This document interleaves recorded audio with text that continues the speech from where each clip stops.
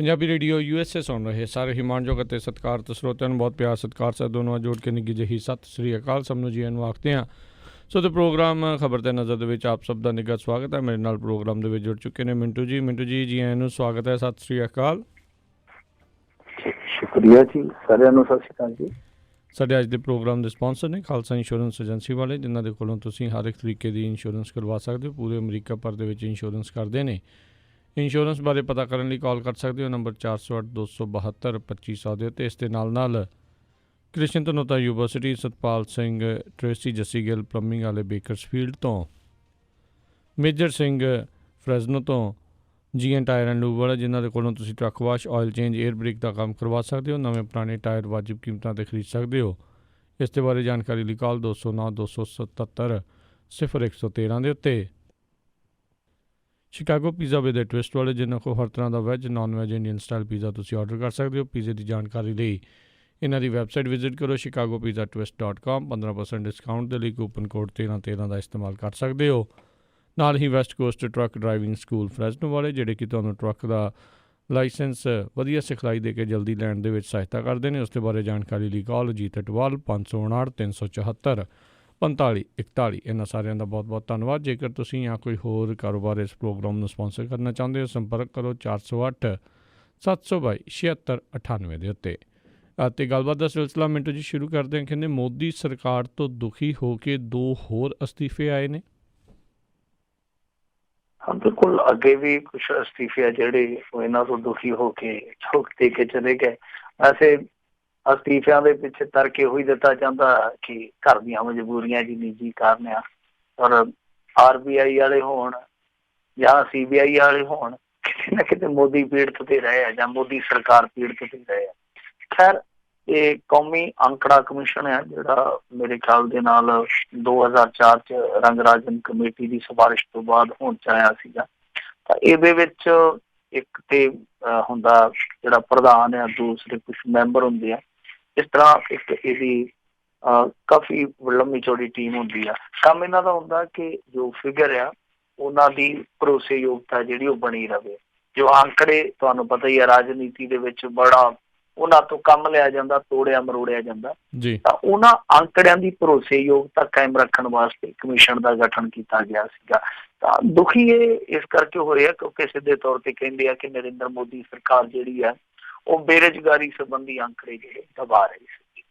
ਤਾਂ ਦੂਜੀ ਚੀਜ਼ ਉਹ ਕਹਿੰਦੇ ਆ ਕਿ ਪਿਛਲੇ ਵਾਰੀ ਇਹਨਾਂ ਨੇ ਦਸੰਬਰ ਦੇ ਵਿੱਚ ਇੱਕ ਰਿਪੋਰਟ ਜਿਹੜੀ ਸ਼ਾਇਦ ਬੇਰੁਜ਼ਗਾਰੀ ਨਾਲ ਜੁੜੀ ਸੀਗੀ, ਤਾਂ ਉਹ ਇਹਨਾਂ ਨੇ ਲੈ ਲਈ ਸੀਗੀ ਔਰ ਉਹ ਰਿਪੋਰਟ ਜਦ ਹੀ ਨਸ਼ਰ ਹੋ ਜਾਣੀ ਚਾਹੀਦੀ ਸੀ, ਜਦਕਿ ਇਹਨਾਂ ਨੇ ਉਹ ਦਬਾਈ ਹੋਈ ਆ ਹੁਣ ਤੱਕ। ਦੂਸਰਾ, ਜੋ ਬੈਕ ਡਾਟਾ GDP ਵਾਲਾ ਫੰਡ ਆਇਆ ਸੀਗਾ, ਜਿੱਦਾਂ ਇਹਨਾਂ ਨੇ ਕੁਛ ਪੈਮਾਨੇ ਬਦਲ ਦਿੱਤੇ ਸੀਗੇ GDP ਅੰਕੜੇ 'ਚ, ਤਾਂ ਉਹ ਵੀ ਕਹਿੰਦੇ ਆ ਕਿ ਇੱਕ ਕਾਰਨ ਰਿਹਾ, ਰੀਜ਼ਨ ਰਿਹਾ, ਜਿਹਦੇ ਕਰਕੇ ਇਹ 2 ਵੱਡੇ ਅਧਿਕਾਰੀ ਜਿਹੜੇ ਸਾਬਕਾ ਅਧਿਕਾਰੀ ਆ, ਜਿਹੜੇ ਅੰਕੜਾ ਕਮਿਸ਼ਨ ਦੇ ਅਹੁਦੇਦਾਰ ਸੀਗੇ, ਉਹਨਾਂ ਨੇ ਅਸਤੀਫੇ ਦੇ ਦਿੱਤੇ ਆ। ਇਹਨਾਂ ਦੇ ਵਿੱਚ ਇੱਕ ਤੇ ਹੈਗੀ ਆ ਬੀਬੀ JV ਮੀਨਾਕਸ਼ੀ ਔਰ ਦੂਸਰੇ ਹੈਗੇ ਆ ਜਿਹੜੇ ਕਾਰਜਕਾਰੀ ਪ੍ਰਧਾਨ ਸੀਗੇ PC ਮੋਹਨ। ਤਾਂ ਦੋਨਾਂ ਨੇ ਹੀ ਅਸਤੀਫੇ ਦੇ ਦਿੱਤੇ। ਵੈਸੇ ਅੱਜ ਦੂਜੀ ਵੀ ਇੱਕ ਘਟਨਾ ਜਿਹੜੀ ਉਹ ਕਾਫੀ ਵੱਡੀ ਘਟੀ ਹੈ ਇੰਡੀਆ 'ਚ। ਹੋਇਆ ਕੀ ਆ ਕਿ ਇੱਥੇ ਖੋਜੀ ਪੱਤਰਕਾਰਤਾ ਨਾਲ ਜੁੜੀ ਇੱਕ ਸੰਸਥਾ ਹੈ ਕੋਬਰਾ ਪੋਸਟ ਜੀ, ਉਹਨਾਂ ਦਾ ਨਿਊਜ਼ ਪੋਰਟਲ ਵੀ ਹੈਗਾ। ਕੋਬਰਾ ਪੋਸਟ ਵਾਲਿਆਂ ਨੇ ਅੱਜ ਬਕਾਇਦਾ ਪ੍ਰੈਸ ਕਾਨਫਰੰਸ ਕਰਕੇ ਇੱਕ ਬੜਾ ਖਤਰਨਾਕ ਖੁਲਾਸਾ ਕੀਤਾ। ਵੈਸੇ ਉਹ ਕਰਦੇ ਹੀ ਖਤਰਨਾਕ ਖੁਲਾਸੇ। ਉਹ ਕਹਿੰਦੇ ਆ ਕਿ ਭਾਰਤੀ ਜਨਤਾ ਪਾਰਟੀ ਨੂੰ ਚੰਦਾ ਦੇਣ ਵਾਲੀ ਇੱਕ ਕੰਪਨੀ ਜਿਹੜੀ ਕਿ 20 ਕਰੋੜ ਦਾ ਚੰਦਾ ਦਿੰਦੀ ਆ, ਤਾਂ ਬਾਅਦ ਦੇ ਵਿੱਚ 3100 ਕਰੋੜ ਦਾ ਸਕੈਮ ਕਰਦੀ ਆ। 3100 ਕਰੋੜ ਦਾ ਸਕੈਮ ਉਹ ਸ਼ੈਲ ਕੰਪਨੀਆਂ ਦੇ ਜ਼ਰੀਏ ਕਰ ਜਾਂਦੀ। ਸੋ ਇਹ ਇੱਕ ਬਹੁਤ ਵੱਡਾ ਖੁਲਾਸਾ ਕਿ ਇਹਦੇ ਵਿੱਚ ਫੰਡਿੰਗ ਜਿਹੜੀ ਆ ਉਹ ਸੱਤਾਧਾਰੀਆਂ ਨੂੰ ਹੋਣ ਲਈ ਆ। ਖੈਰ, ਇਹ ਸਾਰਾ ਕੁਛ ਚੱਲਦਾ ਪਿਆ। ਪਰ ਦੂਸਰੇ ਪਾਸੇ ਸਾਡਾ ਮੀਡੀਆ ਜਿਹੜਾ ਉਹ ਰਾਮ ਮੰਦਿਰ ਦੀ ਉਸਾਰੀ 'ਚ ਲੱਗਾ ਹੋਇਆ, ਤੇ ਸਾਡੀ ਜਨਤਾ ਜਿਹੜੀ ਉਹ ਅੱਜ ਕੱਲ੍ਹ ਟਿਕਟੌਕ ਤੇ ਆ। ਬਾਕੀ ਇੱਕ ਪਾਸੇ ਸਾਰਾ ਕੁਛ ਚੱਲੀ ਜਾਂਦਾ, ਇਹਨਾਂ ਦੀ ਚਰਚਾ ਬਹੁਤੀ ਨਹੀਂ ਚੱਲਦੀ। ਜੀ ਅਹਿਮ ਮੁੱਦੇ ਤਾਂ ਬਿਲਕੁਲ ਇਹਨਾਂ ਸਾਰੀਆਂ ਚੀਜ਼ਾਂ ਪਿੱਛੇ ਭੁੱਲੇ ਹੀ ਹੋਏ ਨੇ। ਅਗਲੀ ਜਿਹੜੀ ਗੱਲ ਕਰਦੇ, ਕਹਿੰਦੇ ਨਹੀਂ ਪੇਸ਼ ਹੋਏ ਪੁਲਿਸ ਵਾਲੇ SIT ਦੇ ਸਾਹਮਣੇ। ਹਾਂ, ਉਡੀਕਦੇ ਰਹੇ ਆ, ਅੱਖੀਆਂ ਉਡੀਕਦੀਆਂ, ਦਿਲ ਵਾਜਾ ਮਾਰਦਾ। ਉਹ ਗੁਰਦਾਸ ਮਾਨ ਦਾ ਗਾਣਾ ਹੀ ਗੱਲ, ਉਹ ਤੇ ਉਡੀਕਦੇ ਰਹੇ ਆ ਪਰ ਇਹ ਨਹੀਂ ਬੌੜੇ। ਵੈਸੇ ਨਾ ਜਾਣਾ ਵੀ ਨਹੀਂ ਸੀਗਾ, ਕਿਉਂਕਿ ਕੱਲ ਹੀ ਪਤਾ ਲੱਗ ਗਿਆ ਸੀਗਾ, ਜਿੱਦਾਂ ਇਹਨਾਂ ਨੇ ਐਂਟੀਸਪੇਟਰੀ ਬਿੱਲ ਵਾਸਤੇ ਫਰੀਦਕੋਟ ਅਦਾਲਤ ਦੇ ਵਿੱਚ ਪਹੁੰਚ ਕੀਤੀ, ਉੱਥੋਂ ਲੱਗ ਗਿਆ ਸੀਗਾ ਕਿ ਇਹ ਡਰਦੇ ਆ ਕਿ ਕਿਤੇ ਗ੍ਰਿਫਤਾਰੀ ਨਾ ਹੋ ਜਾਵੇ। ਲਿਹਾਜ਼ਾ ਅੱਜ ਇਹ ਨਹੀਂ ਗਏ। SIT ਵਾਲੇ ਉਡੀਕਦੇ ਰਹੇ ਆ ਤੇ ਉਡੀਕ ਕੇ ਜਾਣ ਲੱਗੇ। ਇਹ ਗੱਲ ਜ਼ਰੂਰ ਕਹਿ ਗਏ ਆ ਕਿ ਹੁਣ ਅਗਲੀ ਜਿਹੜੀ ਕਾਰਵਾਈ ਆ ਉਹ ਕਾਨੂੰਨ ਦੇ ਮੁਤਾਬਕ ਅਸੀਂ ਕਰਾਂਗੇ। ਹੁਣ ਅਗਲੀ ਕਾਰਵਾਈ ਉਹ ਇਹਨਾਂ ਦੀ ਗ੍ਰਿਫਤਾਰੀ ਸੰਬੰਧੀ ਵਾਰੰਟ ਜਾਰੀ ਕਰਕੇ ਕਰਦੇ ਆ ਜਾਂ ਫਿਰ ਸਮਨਿੰਗ ਕਰਦੇ ਆ। ਇਹਦੇ ਤੇ ਇੱਕ ਸਵਾਲ ਹੈ ਜਿਹੜਾ ਉਹ ਹਾਲੇ ਬਰਕਰਾਰ ਆ। ਦੂਜੀ ਚੀਜ਼ ਅੱਜ ਇਹ ਹੋਈ ਆ ਕਿ ਸੁਪਰੀਮ ਕੋਰਟ ਤੱਕ ਪਹੁੰਚ ਗਈ ਆ ਪੰਜਾਬ ਸਰਕਾਰ। ਇਹਨਾਂ ਨੇ ਉੱਥੇ ਵੀ ਜਾ ਕੇ ਇੱਕ ਕੈਬਨਿਟ ਦਾਖਲ ਕਰ ਦਿੱਤੀ। ਕੈਬਨਿਟ ਦਾ ਕੱਲ ਵੀ ਆਪਾਂ ਚਰਚਾ ਕੀਤਾ ਸੀਗਾ ਕਿ ਉਹ ਇੱਕ ਤਰ੍ਹਾਂ ਨਾਲ ਐਸੀ ਅਰਜ਼ੀ ਹੁੰਦੀ ਆ ਜਿਹਦੇ ਵਿੱਚ ਇੱਕ ਧਿਰ ਉਸ ਮਾਮਲੇ ਦੇ ਮੁਤਲਕ ਦੂਸਰੀ ਧਿਰ ਬਾਰੇ ਇਹ ਗੱਲ ਕਹਿੰਦੀ ਆ ਕਿ ਜੇ ਦੂਸਰੀ ਧਿਰ ਆਉਂਦੀ ਆ ਤਾਂ ਸਾਨੂੰ ਸੁਣੇ ਤੋਂ ਬਗੈਰ ਕੋਈ ਫੈਸਲਾ ਨਾ ਦਿੱਤਾ ਜਾਵੇ। ਸੋ ਇਹਨਾਂ ਨੇ ਉੱਥੇ ਵੀ ਜਾ ਕੇ ਕੈਬਨਿਟ ਪਾ ਦਿੱਤੀ ਆ। ਉਹਦਾ ਜਿਹੜਾ ਚਰਨਜੀਤ ਸ਼ਰਮਾ ਵਾ ਉਹਦੀ ਮੁਸ਼ਕਲ ਥੋੜੀ ਜਿਹੀ ਵੱਧਦੀ ਪਈ ਆ, ਉਹਨੂੰ ਅੰਮ੍ਰਿਤਸਰ ਲੈ ਗਏ ਆ। ਚੌਥੀ ਇੱਕ ਨਵੀਂ ਅਪਡੇਟ ਇਸ ਮਾਮਲੇ 'ਚ ਜਿਹੜੀ ਮੈਨੂੰ ਕਾਫੀ ਪ੍ਰਭਾਵਿਤ ਕਰ ਰਹੀ ਆ ਉਹ ਇਹ ਆ ਕਿ 10 ਪੁਲਿਸ ਕਰਮਚਾਰੀ ਇਹਨਾਂ ਨੇ ਅੱਜ ਫਰੀਦਕੋਟ ਪੁੱਛਗਿੱਛ ਵਾਸਤੇ ਸੱਦੇ ਸੀ SIT ਵਾਲਿਆਂ। ਇਹ 10 ਪੁਲਿਸ ਕਰਮਚਾਰੀ ਉਹ ਆ ਜਿਹੜੇ ਬਹਿਬਲ ਤੇ ਕੋਟਕਪੂਰਾ ਵਿੱਚ ਜਦੋਂ ਇਹ ਸਭ ਕੁਝ ਹੋਇਆ ਉਦੋਂ ਮੌਕੇ ਤੇ ਤੈਨਾਤ ਸਨ। ਤਾਂ ਇਹਦਾ ਮਤਲਬ ਇਹ ਆ ਕਿ ਸ਼ਾਇਦ SIT ਹੈ ਜਿਹੜੀ ਉਹ ਸ਼ਾਂਤੀ ਕਰਕੇ ਚੱਲ ਰਹੀ ਆ ਕਿ ਕਿਹੜੇ ਕਿਹੜੇ ਬੰਦਿਆਂ ਦੀ ਡਿਊਟੀ ਉਸ ਸਮੇਂ ਉੱਥੇ ਸੀਗੀ, ਔਰ ਉਹਨਾਂ ਦੇ ਵਿੱਚੋਂ ਯਤਨ ਇਹ ਕੀਤੇ ਜਾ ਰਹੇ ਕਿ ਵੱਧ ਤੋਂ ਵੱਧ ਗਵਾਹ ਬਣਾ ਲਏ ਜਾਣ।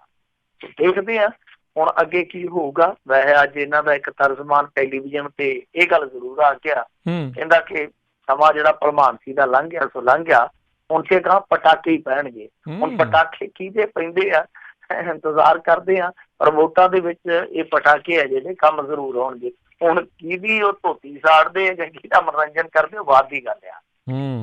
ਜੀ ਜੀ ਜੀ ਅਗਲੀ ਜਿਹੜੀ ਗੱਲ ਕਰਦੇ ਕਹਿੰਦੇ ਜ਼ੀਰਾ ਦੀ ਡੋਪ ਜਿਹੜੀ ਰਾਜਨੀਤੀ ਦਿਨ ਭਰ ਚੱਲਦੀ ਰਹੀ। ਇਤਿਹਾਸ ਧੋ ਕੇ ਮੇਰੇ ਖਿਆਲ ਦੇ ਨਾਲ ਪੈਰ ਮੂੰਹ ਧੋ ਕੇ ਪਤਾ ਨਹੀਂ ਕਿਆ ਧੋ ਕੇ ਸੁਖਬੀਰ ਸਿੰਘ ਬਾਦਲ ਦੇ ਮਗਰ ਲੱਗ ਗਿਆ।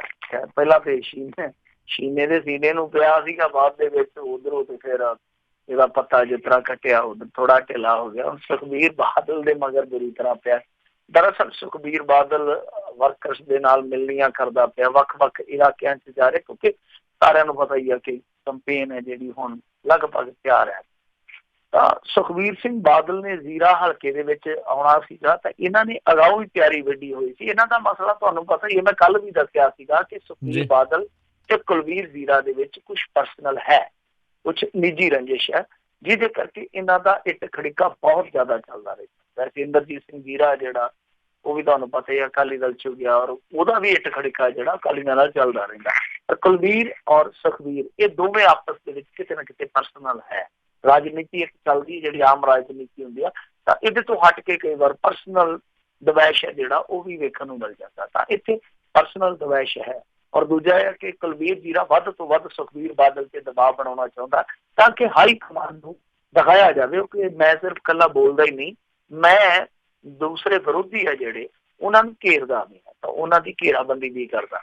ਤੇ ਇਹਨਾਂ ਨੇ ਉੱਥੇ ਜ਼ੀਰੇ ਦੇ ਵਿੱਚ ਪਹਿਲਾਂ ਹੀ ਇੱਕ ਤੇ ਪ੍ਰੋਟੈਸਟ ਲਈ ਤਿਆਰੀ ਵੱਢੀ ਹੋਈ ਸੀ, ਦੂਸਰਾ ਇਹ ਕਿ ਉੱਥੇ ਟੀਮ ਬਿਠਾ ਲਈ ਹੋਈ ਸੀ। ਕਿ ਮਸਲਾ ਇਹ ਸੀਗਾ ਕਿ ਸੁਖਬੀਰ ਬਾਦਲ ਨੇ ਇਹਨੂੰ ਨਸ਼ੇੜੀ ਕਹਿ ਦਿੱਤਾ ਸੀ, ਫਿਰ ਇਹਨੇ ਸੁਖਬੀਰ ਬਾਦਲ ਨੂੰ ਕਹਿਤਾ ਸੀਗਾ, ਫਿਰ ਉਸ ਤੋਂ ਬਾਅਦ ਸੁਖਬੀਰ ਬਾਦਲ ਕਹਿੰਦਾ ਮੈਂ ਤੈਨੂੰ ਜਾਣਦਾ ਹੀ ਨਹੀਂਗਾ। ਇਹ ਕਹਿੰਦਾ ਕਿ ਜਿਹੜਾ ਆਪਦੇ ਪਿਓ ਨੂੰ ਨਹੀਂ ਜਾਣਦਾ ਚੰਗੀ ਤਰ੍ਹਾਂ ਉਹ ਮੈਨੂੰ ਕੀ ਜਾਣਦਾ ਹੋਊਗਾ, ਪਰ ਚਲੋ ਅੱਜ ਆਪਾਂ ਮਿਲ ਮਿਲਾ ਲੈਂਦੇ ਹਾਂ। ਫਿਰ ਅੱਜ ਇਹਨੇ ਉੱਤੇ ਡੋਪ ਟੈਸਟ ਵਾਲੀ ਟੀਮ ਬਿਠਾਈ ਹੋਈ ਸੀ, ਸੁਖਬੀਰ ਤੇ ਆਇਆ ਨਹੀਂ। ਉਹਨੂੰ ਜਦੋਂ ਅੱਜ ਪੁੱਛਿਆ ਚਿੜ ਕੇ ਕਹਿੰਦਾ ਕਿ ਚਲੋ ਯਾਰ ਇਹ ਗੱਲ ਨਹੀਂ ਕਰ, ਤਾਂ ਉਹ ਤੇ ਇਸ ਮੁੱਦੇ ਤੇ ਨਹੀਂ ਆਇਆ, ਪਰ ਇਹਨੇ ਆਪਣਾ ਡੋਪ ਟੈਸਟ ਹੈ ਜਿਹੜਾ ਕਰਵਾ ਲਿਆ। ਵੈਸੇ ਕਮਾਲ ਦੀ ਗੱਲ ਹੈ ਕਿ ਕਿਤੇ ਪੰਜਾਬ ਦੀ ਰਾਜਨੀਤੀ 'ਚ ਸ਼ਰਾਬ ਚਰਚਾ ਦਾ ਵਿਸ਼ਾ ਬਣ ਜਾਂਦੀ ਹੈ, ਕਿਤੇ ਪਿਸ਼ਾਬ ਬਣ ਜਾਂਦਾ। ਉਹ ਅੱਗੇ ਵੀ ਡੋਪ ਟੈਸਟ ਤੁਹਾਨੂੰ ਯਾਦ ਹੋਣਾ ਨਾ ਕਿ ਕਿੱਦਾਂ ਪਿਸ਼ਾਬ ਵਾਲੀਆਂ ਸ਼ੀਸ਼ੀਆਂ ਹੱਥਾਂ 'ਚ ਫੜ ਕੇ ਲੀਡਰ ਹੈ ਜਿਹੜੇ ਫੋਟੋਆਂ ਕਰਵਾਈ ਜਾਂਦੇ ਸੀ, ਤੇ ਅੱਜ ਵੀ ਇਹੋ ਜਿਹਾ ਹੀ ਇੱਕ ਨਜ਼ਾਰਾ ਵੇਖਣ ਨੂੰ ਮਿਲਿਆ। ਤਾਂ ਖੈਰ ਇਹਨਾਂ ਨੇ ਆਪਣਾ ਡੋਪ ਟੈਸਟ ਕਰਵਾ ਲਿਆ ਜਿਹਦੀ ਰਿਪੋਰਟ ਨੈਗੇਟਿਵ ਆਈ ਆ। ਤੇ ਇਹ ਹੁਣ ਕੁਲਵੀਰ ਸਿੰਘ ਜ਼ੀਰਾ ਕਹਿੰਦਾ ਕਿ ਜੇ ਸੁਖਬੀਰ ਬਾਦਲ ਆ ਜਾਂਦਾ ਉਹਦੀ ਸ਼ਰਤ ਹੀ ਆ ਪੋਜ਼ਿਟਿਵ ਆਉਣੀ, ਤੇ ਨਾਲ ਉਹਨੇ ਅਲਟੀਮੇਟਮ ਦੇ ਦਿੱਤਾ ਕਿ ਮਿੱਤਰ ਮਹੀਨਾ ਤੇਰੇ ਕੋਲੇ ਜਾਂ ਤੇ ਤੂੰ ਕਰਵਾ ਲਾ ਆਪਣੇ ਆਪ ਡੋਪ ਟੈਸਟ, ਤੇ ਜਾਂ ਫਿਰ ਮੈਂ ਪੂਰੇ ਪੰਜਾਬ ਦੇ ਵਿੱਚ ਇੱਕ ਦਸਤਖਤੀ ਮੁਹਿੰਮ ਆਰੰਭ ਕਰ ਦੇਣੀ ਹੈ ਤਾਂ ਕਿ ਤੈਨੂੰ ਪੱਕਾ ਹੀ ਅਮਲੀ ਐਲਾਨਿਆ ਜਾਵੇ। ਸੋ ਕੁਲਬੀਰ ਸਿੰਘ ਜੀਰਾ ਜਿਹੜਾ ਉਹ ਕਈ ਮਿਥਕਾਂ ਤੋੜ ਕੇ ਅੱਗੇ ਵੱਧ ਗਿਆ। ਹੁਣ ਇਹ ਵੇਖਣਾ ਹੋਏਗਾ ਕਿ ਅਕਾਲੀ ਦਲ ਕੁਲਬੀਰ ਜੀਰੇ ਦਾ ਕਾਫੀਆ ਕਿੱਦਾਂ ਤੰਗ ਕਰਦਾ, ਕਿਉਂਕਿ ਜਦੋਂ ਇਸ ਤਰ੍ਹਾਂ ਦਾ ਮਾਮਲਾ ਅੱਗੇ ਵੱਧਦਾ ਤਾਂ ਫਿਰ ਇਹਨਾਂ ਦਾ IT ਸੈੱਲ ਵੀ ਮੈਦਾਨ 'ਚ ਆ ਜਾਂਦਾ। ਇਹਨਾਂ ਦੇ ਬਹੁਤ ਸਾਰੇ ਲੀਡਰ ਆ ਜਿਹੜੇ ਉਹ ਵੀ ਹਰਕਤ ਦੇ ਵਿੱਚ ਆ ਜਾਂਦੇ ਆ। ਤਾਂ ਹੁਣ ਕਾਊਂਟਰ ਕਿੱਦਾਂ ਕਰਨਗੇ, ਕਿਉਂਕਿ ਕੁਲਬੀਰ ਸਿੰਘ ਜੀਰੇ ਨੇ ਤੇ ਇੱਕ ਤਰ੍ਹਾਂ ਨਾਲ ਕਹਿ ਲਈਏ ਕਿ ਹੱਦ ਕਰ ਦਿੱਤੀ ਆ। ਹੁਣ ਕੁਲਬੀਰ ਸਿੰਘ ਜੀਰੇ ਨੂੰ ਕਿੱਦਾਂ ਕਾਊਂਟਰ ਕੀਤਾ ਜਾਂਦਾ ਵੇਖਿਆ ਦਿਲਚਸਪ ਰਹੇਗਾ। ਪਰ ਜੋ ਰਾਜਨੀਤੀ ਚੱਲਦੀ ਪਈ ਹੈ ਉਹ ਹੁਣ ਨਸ਼ੇ ਤੋਂ ਹਟ ਕੇ ਡੋਪ ਤੇ ਆ ਗਈ ਹੈ। ਡੋਪ ਦਾ ਕਿੰਨਾ ਕੁ ਫਾਇਦਾ ਹੋਏਗਾ। ਬਾਕੀ ਜਿਹੜੀ ਗੱਲ ਦੇਖੋ, ਜੇ ਇਦਾਂ ਦਾ ਹੀ ਮਸਲਾ ਹੈ ਕਿ ਡੋਪ ਟੈਸਟ ਕੀਤਿਆਂ ਬਗੈਰ ਨਹੀਂ ਸਰਦਾ ਤੇ ਕੁਲਬੀਰ ਸਿੰਘ ਜੀਰਾ ਆਪਣੀ ਸਰਕਾਰ ਨੂੰ ਆਖੇ ਕਿ ਭਾਈ ਇੱਥੇ ਲਿਆ ਕੇ ਕੋਈ ਬਿੱਲ ਲਿਆ ਕੇ ਕਾਨੂੰਨ ਹੀ ਬਣਾ ਦਿਓ ਕਿ ਜਿੰਨੇ ਚੁਣੇ ਨੁਮਾਇੰਦੇ ਆ ਉਹ ਸਾਰੇ ਡੋਪ ਟੈਸਟ ਕਰਵਾਉਣਗੇ ਤੇ ਸਭ ਤੋਂ ਪਹਿਲਾਂ ਕੈਪਟਨ ਅਮਰਿੰਦਰ ਸਿੰਘ ਦਾ ਕਰਾ ਕੇ ਕੰਮ ਸ਼ੁਰੂ ਕਰ ਦੇਣਾ ਚਾਹੀਦਾ। ਜੀ ਜੀ ਜੀ। ਅਗਲੀ ਜਿਹੜੀ ਆਪਾਂ ਮਿੰਟੂ ਜੀ ਗੱਲ ਕਰਦੇ, ਕਹਿੰਦੇ ਕੈਪਟਨ ਸਰਕਾਰ ਦਾ ਬਜਟ ਇਜਲਾਸ 12 ਫਰਵਰੀ ਤੋਂ, ਬਜਟ ਦੀ ਥਾਂ ਵੋਟ ਔਨ ਅਕਾਊਂਟ। ਤੇ ਉਹਨਾਂ ਨੇ ਐਲਾਨ ਕਰ ਦਿੱਤਾ ਕਿ ਆ ਸਾਡੇ ਬਜਟ ਸੈਸ਼ਨ ਦਾ ਦਿਨ ਹੋਊਗਾ ਜਿਹਦੇ ਵਿੱਚ ਇਹਨਾਂ ਨੇ 12 ਤੋਂ 21 ਦਾ ਵਕਫਾ ਰੱਖਿਆ ਕਿ ਇਸ ਦਿਨ ਬਿਜ਼ਨਸ ਹੋਊਗਾ ਅਸੈਂਬਲੀ ਦੇ ਵਿੱਚ ਜੋ ਵੀ ਬਜਟ ਸੈਸ਼ਨ ਦਾ ਰਹੇਗਾ। ਪਰ ਨਾਲ ਇਹਨਾਂ ਨੇ ਕਹਿ ਦਿੱਤਾ ਕਿ ਵੋਟ ਔਨ ਅਕਾਊਂਟ ਰੱਖਾਂਗੇ ਅਸੀਂ, ਮਤਲਬ ਕਿ ਬਜਟ ਪੇਸ਼ ਕਰ ਦਿੱਤਾ ਜਾਊਗਾ, ਬਜਟ ਪਾਸ ਨਹੀਂ ਹੋਊਗਾ। ਇਹਦੇ ਵਿੱਚ ਇਹ ਚੀਜ਼ ਹੁੰਦੀ ਆ। ਤਾਂ ਇਹ ਹੁਣ ਦਿਲਚਸਪ ਚੀਜ਼ ਆ ਕਿ ਕਦੋਂ ਕੀਤਾ ਜਾ ਰਿਹਾ। ਹੁਣ ਜੇ ਵੱਖ-ਵੱਖ ਨੁਕਤੇ ਨਿਗਾਹ ਤੋਂ ਵੇਖੀਏ ਤੇ ਮੇਰੇ ਖਿਆਲ ਦੇ ਨਾਲ ਕਈ ਕਾਰਨ ਲੱਭਣਗੇ, ਪਰ ਮੋਟੇ ਤੌਰ ਤੇ ਜੋ ਨਜ਼ਰ ਆਉਂਦਾ, ਹਾਲਾਂਕਿ ਇਹ ਤਰਕ ਦਿੰਦੇ ਆ ਕਿ ਵਿਚਾਲੇ ਜੀ ਇਲੈਕਸ਼ਨ ਦਾ ਐਲਾਨ ਹੋ ਜਾਣਾ ਫਿਰ ਚੀਜ਼ਾਂ ਜਿਹੜੀਆਂ ਇੱਧਰ ਉੱਧਰ ਹੋ ਜਾਂਦੀਆਂ। ਪਰ ਜੇ ਆਪਾਂ ਥੋੜਾ ਜਿਹਾ ਇਸ ਮਾਮਲੇ ਨੂੰ ਡੂੰਘਾਈ ਦੇ ਨਾਲ ਲਈਏ ਤਾਂ ਰਾਜਨੀਤਿਕ ਐਨਕ ਨਾਲ ਵੇਖੀਏ ਤਾਂ ਮਸਲਾ ਇਹ ਲੱਗਦਾ ਕਿ ਸ਼ਾਇਦ ਜਿਹੜੀ ਇੱਥੋਂ ਦੀ ਕਾਂਗਰਸ ਸਰਕਾਰ ਆ ਉਹ ਉਡੀਕ ਕਰ ਰਹੀ ਆ ਕਿ ਇਲੈਕਸ਼ਨ ਹੋ ਜਾਵੇ ਤੇ ਕਾਸ਼ ਜਿਹੜੀ ਸਰਕਾਰ ਕੇਂਦਰ ਦੇ ਵਿੱਚ ਭਾਰਤੀ ਜਨਤਾ ਪਾਰਟੀ ਦੀ ਉਹਦੀ ਥਾਂ ਤੇ ਜਦ ਤੱਕ ਸਾਡੀ ਆ ਜਾਵੇ। ਜਦੋਂ ਜੁਲਾਈ ਆਊਗੀ ਤਦ ਤੱਕ ਸਰਕਾਰ ਦੇ ਉੱਤੇ ਬਦਲ ਚੁੱਕੀ ਹੋਊਗੀ। ਤਾਂ ਉਮੀਦ ਇਹੋ ਹੀ ਕੀਤੀ ਜਾ ਰਹੀ ਆ ਕਿ ਸ਼ਾਇਦ ਉੱਤੇ ਸਰਕਾਰ ਕਾਂਗਰਸ ਦੀ ਆ ਜਾਊਗੀ ਤੇ ਉਸ ਹਿਸਾਬ ਦੇ ਨਾਲ ਫਿਰ ਬਜਟ ਹੈ ਜਿਹੜਾ ਉਹ ਐਡਜਸਟ ਕੀਤਾ ਜਾਵੇ। ਤਾਂ ਇਹੀ ਲੱਗਦਾ ਕਿ ਵੋਟ ਔਨ ਅਕਾਊਂਟ ਜੋ ਇਹ ਲੈ ਕੇ ਆ ਰਹੇ ਆ, ਜੋ ਆਪਣੇ ਪ੍ਰਬੰਧ ਨੂੰ ਵਰਤਦੇ ਪਏ ਆ, ਤਾਂ ਉਹਦੇ ਵਿੱਚ ਕਿਤੇ ਨਾ ਕਿਤੇ ਦੂਰ ਅੰਦੇਸ਼ਤਾ ਇਹੋ ਹੀ ਨਜ਼ਰ ਆਉਂਦੀ ਆ, ਕਿਤੇ ਨਾ ਕਿਤੇ ਚਲਾਕੀ ਕਹਿ ਲਈਏ ਉਹ ਵੀ ਇਹੋ ਹੀ ਨਜ਼ਰ ਆਉਂਦੀ ਆ ਕਿ ਕਾਂਗਰਸ ਜੇ ਮੰਨ ਲਓ ਸੱਤਾ 'ਚ ਆ ਜਾਂਦੀ ਆ, ਕੇਂਦਰ ਦੀ ਸੱਤਾ ਦੇ ਵਿੱਚ, ਤਾਂ ਦੇਖੋ ਨਾ ਕਿ ਬਹੁਤ ਘੱਟ ਰਾਜ ਹੈ ਜਿੱਥੇ ਕਾਂਗਰਸ ਦੀਆਂ ਸਰਕਾਰਾਂ ਚੱਲਦੀਆਂ। ਨਰੋਲ ਸਰਕਾਰ ਤੇ ਬਹੁਤ ਇੱਕਾ ਦੁੱਕਾ ਥਾਵਾਂ ਤੇ ਚੱਲਦੀ ਆ। ਉਹਦੇ ਵਿੱਚ ਪੰਜਾਬ ਜਿਹੜਾ ਪ੍ਰਮੁੱਖ ਰਹੇਗਾ। ਇਹਨਾਂ ਦੀ ਪ੍ਰਾਇਓਰਿਟੀ ਰਹੂਗੀ ਕਿ ਪੰਜਾਬ ਨੂੰ ਵੱਧ ਤੋਂ ਵੱਧ ਪੈਸਾ ਦਿੱਤਾ ਜਾਵੇ, ਪੰਜਾਬ ਦੇ ਵਿੱਚ ਕੰਮਕਾਰ ਵਿਕਾਸ ਹੈ ਜਿਹੜਾ ਉਹ ਹੋਰ ਕੀਤਾ ਜਾਵੇ ਤਾਂ ਕਿ ਦੂਸਰੇ ਸੂਬਿਆਂ ਦੇ ਵਿੱਚ ਵੀ ਪ੍ਰਚਾਰ ਕੀਤਾ ਜਾ ਸਕੇ। ਤੁਹਾਨੂੰ ਯਾਦ ਹੋਣਾ ਪੰਜਾਬ ਨੇ ਅੱਗੇ ਵੀ ਇਹਨਾਂ ਨੂੰ ਕੰਮ ਦਿੱਤਾ, ਕਿਉਂਕਿ ਭਾਵੇਂ ਥੋੜਾ ਹੀ ਸੀ ਜਿਹੜਾ ਕਰਜ਼ਾ ਇਹਨਾਂ ਨੇ ਮਾਫ ਕੀਤਾ, ਉਹ ਕੀਤਾ ਜ਼ਰੂਰ ਹੈ, ਇਹਦੇ ਵਿੱਚ ਕੋਈ ਸ਼ੱਕ ਨਹੀਂ, ਕੋਈ ਦੋ ਰਾਏ ਨਹੀਂ, ਕੋਈ ਮੁਨਕਰ ਨਹੀਂ ਹੋ ਸਕਦਾ। ਉਹ ਜਿਹੜਾ ਕਰਜ਼ਾ ਮਾਫ ਕੀਤਾ ਸੀ ਇਹਨਾਂ ਨੇ ਤਾਂ ਉਹਦਾ ਪ੍ਰਚਾਰ ਇਹਨਾਂ ਨੇ ਜਾ ਕੇ ਮੱਧ ਪ੍ਰਦੇਸ਼, ਰਾਜਸਥਾਨ ਦੇ ਵਿੱਚ ਬਾਖੂਬੀ ਕੀਤਾ ਸੀਗਾ ਕਿ ਦੇਖੋ ਅਸੀਂ ਵਾਅਦਾ ਕੀਤਾ ਸੀਗਾ, ਅਸੀਂ ਉਸ ਵਾਅਦੇ ਨੂੰ ਪੰਜਾਬ 'ਚ ਪੂਰਾ ਕੀਤਾ। ਤਾਂ ਲੱਗਦਾ ਇਹੋ ਹੀ ਆ ਕਿ ਸੋਚ ਇਹੋ ਹੀ ਰੱਖੀ ਜਾ ਰਹੀ ਹੈ ਕਿ ਵੋਟ ਔਨ ਅਕਾਊਂਟ ਲੈ ਕੇ ਚੱਲਿਆ ਜਾਵੇ ਤਾਂ ਕਿ ਜੁਲਾਈ ਦੇ ਵਿੱਚ ਜਦੋਂ ਬਜਟ ਪਾਸ ਕਰਾਂਗੇ ਤਦ ਤੱਕ ਰਕਮ ਦਾ ਜਿਹੜਾ ਉਹ ਫਿਰ ਹਿਸਾਬ ਕਿਤਾਬ ਲੱਗ ਜੂਗਾ ਕਿ ਕੇਂਦਰ ਦੇ ਵਿੱਚ ਸਰਕਾਰ ਕਿਹਦੀ ਆ। ਜੀ ਜੀ ਜੀ। ਅਗਲੀ ਗੱਲ ਕਰਦੇ ਹਾਂ, ਕਹਿੰਦੇ ਪੰਜਾਬ ਡੈਮੋਕ੍ਰੈਟਿਕ ਅਲਾਇੰਸ ਨੇ ਡਾਕਟਰ ਧਰਮਵੀਰ ਗਾਂਧੀ ਨੂੰ ਪਟਿਆਲੇ ਤੋਂ ਉਮੀਦਵਾਰ ਐਲਾਨਿਆ। ਇਹ ਤੈਅ ਹੀ ਸੀਗਾ, ਇਹ 2-3 ਨਾਂ ਤੈਅ ਹੀ ਆ। ਜਿੱਦਾਂ ਲੁਧਿਆਣੇ ਤੋਂ ਬੈਂਸ ਬ੍ਰਦਰਸ ਦੇ ਵਿੱਚੋਂ ਕੋਈ ਇੱਕ ਆ ਜਿਹੜਾ ਉਹ ਚੋਣ ਲੜੂਗਾ, ਇਹ ਆਪਾਂ ਨੂੰ ਵੀ ਪਤਾ। ਬਠਿੰਡਾ ਜਾਂ ਸੰਗਰੂਰ ਤੋਂ ਸੁਖਪਾਲ ਖਹਿਰਾ ਪੱਕਾ ਹੀ ਆ। ਹਾਲਾਂਕਿ ਇਮਕਾਨ ਇਹ ਬਣਿਆ ਪਿਆ ਜ਼ਿਆਦਾ ਕਿ ਸੁਖਪਾਲ ਖਹਿਰਾ ਜਿਹੜਾ ਉਹ ਬਠਿੰਡੇ ਤੋਂ ਆਊਗਾ। ਤਾਂ ਪਟਿਆਲੇ ਤੋਂ ਇਹ ਪਤਾ ਹੀ ਸੀਗਾ ਕਿ ਡਾਕਟਰ ਧਰਮਵੀਰ ਗਾਂਧੀ ਹੈ ਜਿਹੜਾ ਉਹ PDA ਦਾ ਉਮੀਦਵਾਰ ਹੋਏਗਾ। ਸੋ ਅੱਜ ਸਮਾਣੇ ਦੇ ਵਿੱਚ ਇਹਨਾਂ ਨੇ ਇਕੱਠ ਰੱਖਿਆ ਸੀ, ਇਕੱਠ ਠੀਕ ਸੀਗਾ, ਰੌਣਕੀਲਾ ਸੀ ਇਕੱਠ, ਇਹਨਾਂ ਦਾ ਪੂਰਾ ਜੋਸ਼ੀਲਾ ਸੀਗਾ। ਤਾਂ ਉਸ ਤੋਂ ਬਾਅਦ ਇਹ ਐਲਾਨ ਹੋਇਆ। ਹਾਲਾਂਕਿ ਸੁਖਪਾਲ ਖਹਿਰੇ ਨੇ ਆਪਣੀ ਜਿਹੜੀ ਪ੍ਰੈਸ ਕਾਨਫਰੰਸ ਸੀਗੀ ਛੋਟੀ ਜਿਹੀ ਸੰਖੇਪ ਦੀ, ਉਹਦੇ 'ਚ ਇਹ ਗੱਲ ਕਹੀ ਆ ਕਿ 50% ਉਮੀਦਵਾਰਾਂ ਤੇ ਸਹਿਮਤੀ ਬਣ ਗਈ, ਮਤਲਬ ਕਿ 6-7 ਸੀਟਾਂ ਤੇ ਸਹਿਮਤੀ ਬਣ ਗਈ ਆ। ਬਾਕੀ ਬਕਾਇਆ ਕੰਮ ਉਹ ਜਲਦੀ ਹੋ ਜਾਊਗਾ। ਉਹ ਕਹਿੰਦੇ ਕਿਉਂਕਿ ਸਮਾਣੇ ਦੇ ਵਿੱਚ ਇਕੱਠ ਰੱਖਿਆ, ਇਹ ਖੁਸ਼ਖਬਰੀ ਤੁਹਾਨੂੰ ਸੁਣਾ ਦਿੰਦੇ ਆ ਕਿ ਇੱਥੋਂ ਡਾਕਟਰ ਧਰਮਵੀਰ ਗਾਂਧੀ ਜੀ ਹੈ ਜਿਹੜੇ ਉਹ ਪੱਕੇ ਚੋਣ ਲੜਨਗੇ। ਪਰ ਜਿਵੇਂ ਹੀ ਐਲਾਨ ਹੋਇਆ ਤਾਂ ਸੋਸ਼ਲ ਮੀਡੀਆ ਤੇ, ਕਿਉਂਕਿ ਤੁਹਾਨੂੰ ਪਤਾ ਡਾਕਟਰ ਧਰਮਵੀਰ ਗਾਂਧੀ ਚਾਹੇ ਉਹ ਕਿਸੇ ਵੀ ਪਾਰਟੀ ਨਾਲ ਤਾਲੁਕ ਰੱਖਦੇ ਹੋਣ, ਆਮ ਆਦਮੀ ਪਾਰਟੀ, ਫਿਰ ਉਸ ਤੋਂ ਬਾਅਦ ਉਹਨਾਂ ਨੇ ਆਪਣਾ ਮੰਚ ਬਣਾਇਆ ਜਿੱਦਾਂ, ਚਾਹੇ ਹੁਣ ਫਿਰ PDA ਦੇ ਨਾਲ ਆ ਗਿਆ, ਤਾਂ ਇਹਦੇ ਵਿੱਚ ਕੋਈ ਫਰਕ ਨਹੀਂ ਪੈਂਦਾ ਕਿ ਕਿਹੜੇ ਸੰਗਠਨ ਦੇ ਨਾਲ ਹੈ, ਪਰ ਉਹਨਾਂ ਦਾ ਇੱਕ ਬਹੁਤ ਵੱਡਾ ਦਾਇਰਾ ਹੈ ਜਿਹੜਾ ਉਹਨਾਂ ਨੂੰ ਚਾਹੁੰਦਾ ਹੈ ਕਿ ਇਸ ਤਰ੍ਹਾਂ ਦੇ ਰਾਜਨੀਤਿਕਵਾਨ ਬੰਦੇ ਆ ਜਿਹੜੇ ਉਹ ਅੱਗੇ ਆਉਣ, ਇਲੈਕਸ਼ਨ ਲੜਨ ਔਰ ਜਿੱਤਣ ਵੀ। ਸੋਸ਼ਲ ਮੀਡੀਆ ਤੇ ਹਲਚਲ ਵੀ ਹੋ ਗਈ, ਬਹੁਤ ਸਾਰੇ ਮੁੰਡੇ ਆ ਜਿਹੜੇ ਦੂਸਰੇ ਇਲਾਕਿਆਂ ਦੇ ਆ, ਉਹ ਇਹ ਕਹਿ ਰਹੇ ਆ ਕਿ ਸਾਡੀ ਵੋਟ ਦਾ ਤਬਾਦਲਾ ਕਰ ਲਓ, ਕਿ ਕੋਈ ਵੀ ਬੰਦਾ ਜਿਹੜਾ ਇੱਕ ਦਿਨ ਲੰਮਾ ਚੌੜਾ ਪੋਸਟ ਵੀ ਪਾ ਰੱਖਿਆ ਸੀਗਾ ਕਿ ਪਟਿਆਲੇ ਦੇ ਵਿੱਚ ਕੋਈ ਬੰਦਾ ਵੋਟ ਡਾਕਟਰ ਧਰਮਵੀਰ ਗਾਂਧੀ ਨੂੰ ਪਾ ਦੇ ਤੇ ਇੱਥੇ ਜਿਹੜਾ ਮੇਰਾ ਜ਼ਿਲ੍ਹਾ ਉੱਥੇ ਚਾਹੇ ਮਨਪਸੰਦ ਦੇ ਕਿਸੇ ਵੀ ਉਮੀਦਵਾਰ ਨੂੰ ਪਵਾ ਲੈ, ਮੈਨੂੰ ਕੋਈ ਇਤਰਾਜ਼ ਨਹੀਂ। ਸੋ ਇਸ ਤਰ੍ਹਾਂ ਦੀਆਂ ਜਿਹੜੀਆਂ ਚਰਚਾਵਾਂ ਚੱਲ ਪਈਆਂ। ਖੈਰ ਐਤਕੀ ਡਾਕਟਰ ਧਰਮਵੀਰ ਗਾਂਧੀ ਵਾਸਤੇ ਹਾਲਾਤ ਜਿਹੜੇ ਆ ਥੋੜੇ ਪ੍ਰਤੀਕੂਲ ਆ, ਸੱਚਾਈ ਇਹੋ ਆ, ਕਿਉਂਕਿ ਪਿਛਲੀ ਵਾਰੀ ਤੇ ਇਹਨਾਂ ਨੇ ਬਹੁਤ ਵੱਡੀ ਜਿੱਤ ਅਰਜਿਤ ਕੀਤੀ ਸੀਗੀ। ਜਿਸ ਤਰੀਕੇ ਦੀ ਉਹ ਪਿਛਲੀ ਜਿੱਤ ਸੀ ਉਹਨੂੰ ਚਮਤਕਾਰ ਕਿਹਾ ਜਾ ਸਕਦਾ, ਤਾਂ ਚਮਤਕਾਰ ਨੂੰ ਹਮੇਸ਼ਾ ਨਮਸਕਾਰ ਹੁੰਦੇ ਆ। ਡਾਕਟਰ ਧਰਮਵੀਰ ਗਾਂਧੀ ਦੀ ਉਹ ਜਿੱਤ ਜਿਹੜੀ ਸੀਗੀ ਉਹ ਵਾਕਈ ਹੀ ਬਹੁਤ ਰੇਅਰ ਵੇਖਣ ਨੂੰ ਮਿਲਦੀ ਹੈ ਰਾਜਨੀਤੀ 'ਚ। ਪਟਿਆਲੇ ਦੇ ਵਿੱਚੋਂ ਉੱਥੇ ਸ਼ਾਹੀ ਪਰਿਵਾਰ ਨੂੰ ਹਰਾ ਦੇਣਾ, ਇਹ ਐਤਕੀ ਥੋੜੇ ਜਿਹੇ ਮੇਰੇ ਖਿਆਲ ਦੇ ਨਾਲ ਆਪਣੇ ਰਸਤੇ ਦੇ ਵਿੱਚ ਕੰਡੇ ਜ਼ਰੂਰ ਪਾਉਣ। ਕੰਡੇ ਬੀਜੇ ਕਿੰਨੇ ਆ ਉਹ ਤੇ ਬਹੁਤ ਲੰਮੀ ਚੌੜੀ ਚਰਚਾ ਚਲੇ ਜਾਣੀ ਆ, ਪਰ ਫਿਰ ਵੀ ਜੇ ਡਾਕਟਰ ਧਰਮਵੀਰ ਗਾਂਧੀ ਹਾਰਦਾ ਤਾਂ ਮੇਰੇ ਖਿਆਲ ਦੇ ਨਾਲ ਡਾਕਟਰ ਧਰਮਵੀਰ ਗਾਂਧੀ ਦੀ ਇਹ ਹਾਰ ਨਹੀਂ ਹੋਊਗੀ, ਇੱਕ ਲੋਕ ਪੱਖੀ ਰਾਜਨੀਤੀ ਹੈ ਉਹਦੀ ਹਾਰ ਜ਼ਰੂਰ, ਚਾਹੇ ਉਹ ਕਿਸੇ ਵੀ ਪਾਰਟੀ ਨਾਲ ਹੋਵੇ। ਲੋਕ ਪੱਖੀ ਆਗੂ ਹੈ ਜਿਹੜਾ ਜਦੋਂ ਹਾਰਦਾ ਉਹ ਲੋਕ ਪੱਖੀ ਰਾਜਨੀਤੀ ਹਾਰਦੀ ਹੈ, ਤਾਂ ਦੇਖਣਾ ਦਿਲਚਸਪ ਹੋਏਗਾ ਕਿ ਕੀ ਲੋਕ ਪੱਖੀ ਰਾਜਨੀਤੀ ਨੂੰ ਆਪਾਂ ਤੁੱਕੇਬਾਜ਼ੀ ਨਾਲ ਹੀ ਤੋਲਾਂਗੇ ਕਿ ਉਹ ਤੁੱਕਾ ਸੀਗਾ, ਲੱਗ ਗਿਆ ਸੋ ਲੱਗ ਗਿਆ, ਲੋਕ ਪੱਖੀ ਰਾਜਨੀਤੀ ਦੇ ਹਾਮੀਦਾਰ ਨੇ, ਜਾਂ ਫਿਰ ਲੋਕ ਸਾਰੀ ਰਵਾਇਤੀ ਸਿਆਸਤ ਨੂੰ ਪਿੱਛੇ ਛੱਡ ਕੇ ਜਾਂ ਜਿਹੜਾ ਇਹਨਾਂ ਦਾ ਅੰਦਰੂਨੀ ਕਲੇਸ਼ ਸੀ ਆਮ ਆਦਮੀ ਪਾਰਟੀ ਦਾ, ਇਹਨੂੰ ਦਰਕਨਾਰ ਕਰਕੇ ਲੋਕ ਪੱਖੀ ਰਾਜਨੀਤੀ ਤੇ ਤਰਜੀਹ ਦੇਣਗੇ। ਬੜਾ ਦਿਲਚਸਪ ਰਹੂਗਾ ਮੈਚ। ਜੀ ਜੀ। ਅਗਲੀ ਮਿੰਟੂ ਜੀ ਖਬਰ ਤੇ ਨਜ਼ਰ ਬਣਾਉਂਦੇ ਹਾਂ। 298 ਕਰੋੜ ਖਰਚ ਕੇ ਇਸ ਤਰ੍ਹਾਂ ਸੁਧਾਰਿਆ ਜਾਵੇਗਾ ਪੰਜਾਬ ਦੇ ਸ਼ਹਿਰਾਂ ਦਾ ਵਾਤਾਵਰਣ। ਇਹਨਾਂ ਨੇ ਕਿਹਾ, ਪਰ ਕਹਿਣ ਤੇ ਕਰਨ ਦੇ ਵਿੱਚ ਬਹੁਤ ਫਰਕ ਹੁੰਦਾ। 300 ਕਰੋੜ ਰੁਪਈਆ ਜਿਹੜਾ ਉਹ ਇਹ ਹੁਣ ਜਾਰੀ ਕਰਨਗੇ। ਵੈਸੇ ਤੇ ਸਮਾਰਟ ਪਿੰਡ ਬਣਾਉਣ ਦਾ ਵੀ ਐਲਾਨ ਕਰ ਚੁੱਕੇ ਆ। ਮੈਂ ਤੇ ਜੋ ਸੁਰਤ ਸੰਭਲਿਆ ਆਹੀ ਸ਼ਬਦਾਂ ਚ ਉਲਝਿਆ ਪਿਆ। ਸਮਾਰਟ ਸ਼ਹਿਰ ਬਣ ਰਹੇ ਆ, ਸਮਾਰਟ ਪਿੰਡ ਬਣ ਰਹੇ ਆ, ਤਾਂ ਪਿੰਡਾਂ ਦੇ ਵਿੱਚ ਅੱਜ ਤੱਕ ਸੀਵਰੇਜ ਦੀ ਸਮੱਸਿਆ ਹੱਲ ਨਹੀਂ। ਪਿੰਡਾਂ ਦਾ ਗੰਦਾ ਪਾਣੀ ਹੈ ਜਿਹੜਾ ਜਾਂ ਤੇ ਛੱਪੜਾਂ 'ਚ ਇਕੱਤਰ ਹੁੰਦਾ ਜਾਂ ਘਰਾਂ ਦੇ ਮੂਹਰੇ ਖੜ ਜਾਂਦਾ। ਤਾਂ ਅੱਜ ਤੱਕ 70 ਸਾਲਾਂ ਦੇ ਵਿੱਚ ਪਿੰਡਾਂ ਦੀ ਇਹ ਸਮੱਸਿਆ ਦੂਰ ਨਹੀਂ ਹੋਈ। ਸਮਾਰਟ ਵਿਲੇਜ ਹੁਣ ਇਹ ਕਹਿੰਦੇ ਆ ਕਿ ਅਸੀਂ ਬਣਾਉਣੇ ਆ ਸਮਾਰਟ ਸਿਟੀਆਂ, ਕਿਉਂਕਿ ਨਰਿੰਦਰ ਮੋਦੀ ਸਰਕਾਰ ਨੇ ਬਣਾਈ ਦਿੱਤੀਆਂ, ਤੇ ਕਹਿ ਨਹੀਂ ਸਕਦੇ, ਕਹਿਣ ਜੋਗੇ ਹੈ ਹੀ ਨਹੀਂ ਗੇ ਸਮਾਰਟ ਸਿਟੀਆਂ ਬਣਾਵਾਂਗੇ, ਕਿਉਂਕਿ ਸਾਰੀਆਂ ਤੋਂ ਬਣਾ ਰੱਖੀਆਂ ਉਹਨਾਂ ਨੇ।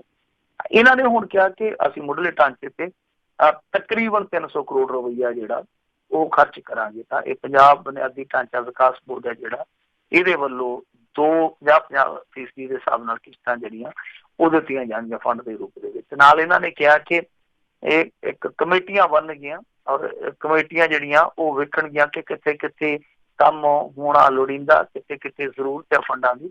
DC ਦੀ ਨਿਗਰਾਨੀ ਹੇਠ ਸਾਰੀਆਂ ਕਮੇਟੀਆਂ ਕੰਮ ਕਰਨਗੀਆਂ। ਇਹ ਵੈਸੇ ਇੱਕ ਨਵਾਂ ਫਾਰਮੂਲਾ ਜਿਹਦੇ ਤੇ ਇਹਨਾਂ ਦੇ ਆਪਣੇ ਵਿਧਾਇਕ ਥੋੜੇ ਜਿਹੇ ਦੁਖੀ ਆ, ਆਪਣੇ ਇਹਨਾਂ ਦੇ ਮੈਂਬਰ ਪਾਰਲੀਮੈਂਟ ਵੀ ਥੋੜੇ ਜਿਹੇ ਨਾਰਾਜ਼ ਆ ਕਿ ਫੰਡ ਜਿਹੜੇ ਉਹ ਸਿੱਧੇ ਜਨਤਕ ਨੁਮਾਇੰਦਿਆਂ ਨੂੰ ਮਿਲਣੇ ਚਾਹੀਦੇ, ਨਾ ਕਿ ਅਫਸਰਸ਼ਾਹੀ ਨੂੰ।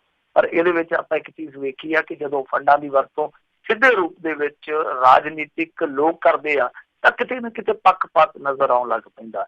ਖੈਰ ਇਹੀ ਸੋਚ ਰੱਖੀ ਗਈ ਹੈ ਕਿ ਇੱਕ ਤੇ ਉਹ ਜਿਹੜਾ ਹਿੱਸਾਪਤੀ ਵੱਧ ਰੱਖ ਲੈਂਦੇ ਆ ਉਹਦੇ ਵਿੱਚੋਂ ਥੋੜਾ ਜਿਹਾ ਸਰਫਾ ਹੋਊਗਾ। ਦੂਜੀ ਚੀਜ਼ ਇਹ ਆ ਕਿ ਪੱਖਪਾਤ ਤੋਂ ਕਿਤੇ ਨਾ ਕਿਤੇ ਨਜ਼ਾਤ ਮਿਲੂਗੀ।